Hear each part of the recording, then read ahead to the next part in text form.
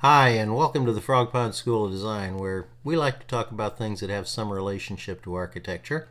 And today I want to talk about something called an obelisk. You probably know about obelisks. They're these tall, narrow pillar type things. They have four sides, either square or rectangular at the bottom, and they taper up, and then at the very top, they have a little pyramidal top on them. The real ones are monolithic. They're carved from a solid piece of stone, most commonly red granite. And they range anywhere from about 3 feet tall to well over 100 feet.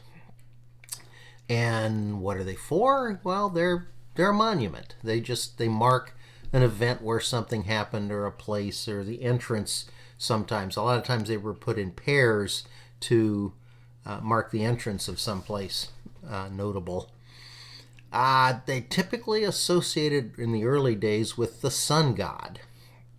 And again, they originated in ancient Egypt. The oldest one is about 1,800 years old. It stands in Heliopolis, which is just outside of Cairo.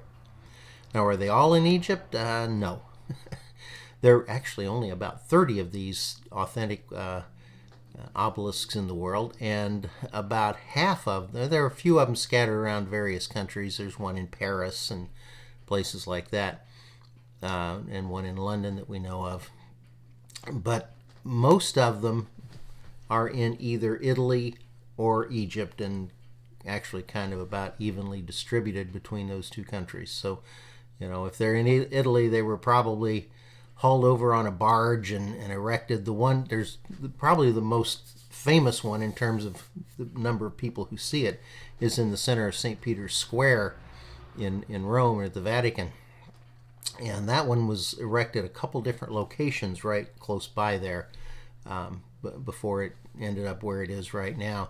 There was a pair that Egypt donated or gifted to, one to Great Britain and one to the United States. The one to Great Britain is standing along the Thames in London. The one to the United States is in Central Park. Each of these is known as Cleopatra's Needle, which is kind of interesting. What does the name obelisk mean? Originally, it would translate as our word spit. Now, that means the skewer type thing that you would use to cook meat on. So you can see where that comes from. Some of them were illuminated, that not mean with light, but with carvings. Sometimes text, sometimes scenes to mark an event of some sort. And let me see, I mentioned one in St. Peter's Square. There's also one in the Lateran Square in Rome. There's one. It's not a very tall one. It's kind of short. Like some of these are as small as 3 feet.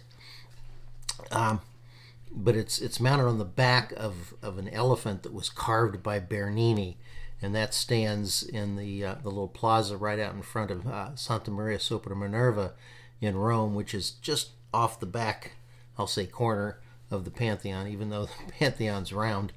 And it's the cutest little elephant you ever saw. So, that one gets a lot of notice. Artists love to sketch there and that sort of thing. I mentioned let's see. Oh, the largest one, the tallest one, was never erected. It still lies in the trench where it was being carved.